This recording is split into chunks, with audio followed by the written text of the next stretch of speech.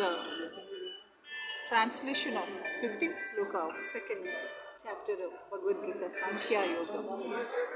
O best among men, Arjuna, the person who is not disturbed by happiness and distress, is steady in both, is certainly eligible for liberation.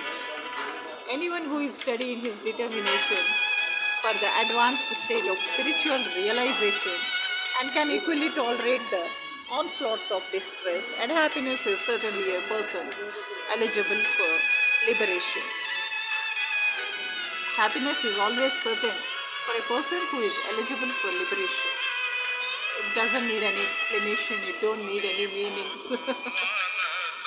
In the Varnashrama institution, the fourth stage of life, namely the renounced order, sannyasa, is a painstaking situation. But one who is serious about making his life perfect surely adopts the sannyasa order of life in spite of all difficulties. The difficulties usually arise from the family relationships most of the time, to give up the connection of wife and children. But if anyone is able to tolerate such difficulties, surely his path to spiritual realization is of course complete. Similarly, in Arjuna's discharge of duties as a Kshatriya, he is advised to persevere, and even if it is difficult to fight with his family members of similarly beloved persons, and perseverance is always of course needed. Lord Chaitanya took sannyasa at the age of 24, and his dependents, young wife as well as old mother, and no one else to look after them. Yet for a higher cause, he took sannyasa and was steady in the discharge of higher duties. That is the way of achieving liberation from material bondage. Those who are sayers of the truth have concluded that of the non-existent there is no endurance, and of the existent there is no cessation. And these seers have concluded by studying the nature of truth. Purport is, there is no endurance of the changing body.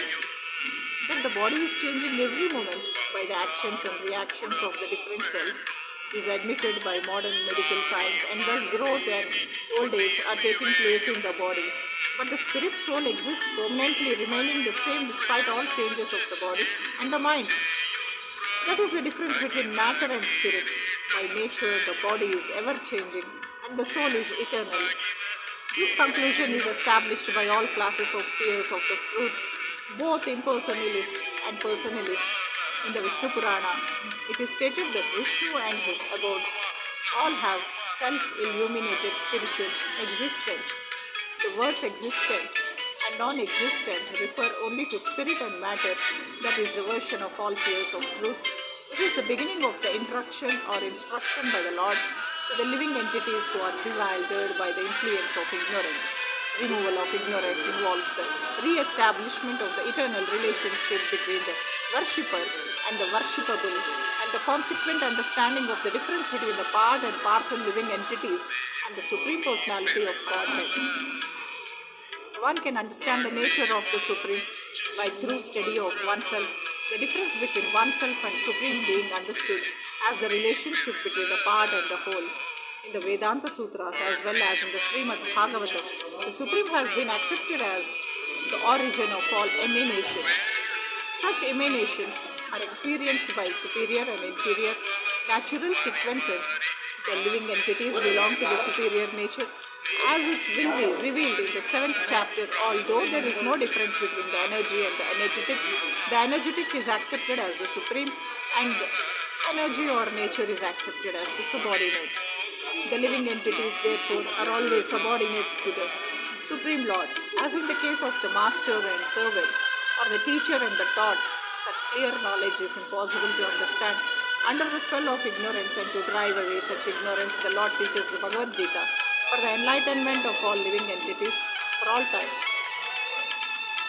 The text 17 speaks the translation in this way. Know that which pervades the entire body is indestructible. No one is able to destroy the imperishable soul. I just tell you one thing. Mrs. Olga, a divorcee and a woman who lives with Akkineni Kutumbarao or Akkineni, one advocate, maybe Kutumbarao. and she got Gnanapith, Sahitya Academy, some awards in all things, literary works. And she's a writer, she writes books, and she's maternal aunt of my husband. That woman, she enacted a play in Ravindra Bharati where the cultural programs always take place. And she said one beautiful, interesting thing. Among one of the programs she conducted, I'll explain you one beautiful, interesting thing. It was a dance program by one team who are thieves, Naxalites, antisocial elements. And those dancers and singers who are antisocial elements, thieves, and Naxalites also, terrorists, and those people, they were showing Jesus Christ, Mother Mary, and not only Mother Mary, even Akka Mahadevi, Rudrama Devi, Jhansi Lakshmi Bai, all the heroic ladies. At the last episode, coming to the end, the program came to the end. It was done on February 20.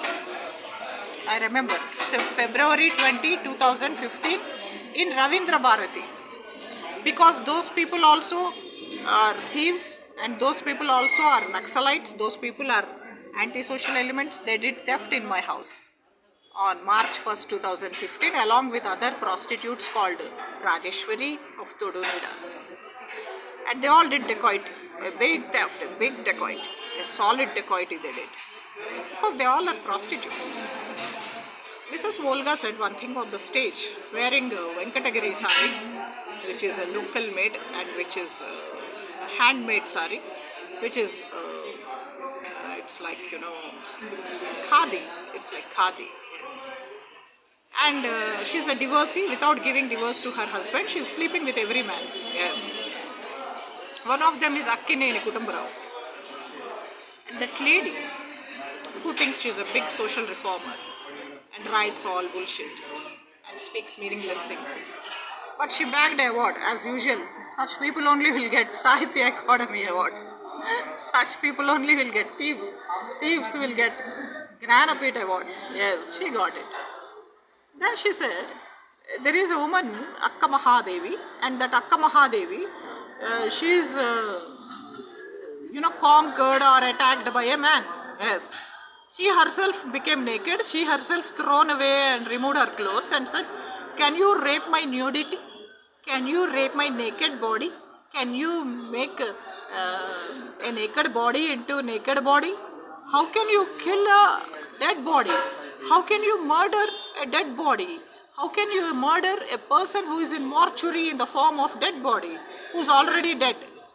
All these things she said as a woman wearing khadi sari in front of men, sitting in front of men, standing with a mic in front of them, standing on the platform. She spoke all these things. This lady is really revoking something. Yes. A old wilted. She's revoking. Because she's a keep, a prostitute of Akkineni Kutumbarao advocate. Yes, be careful.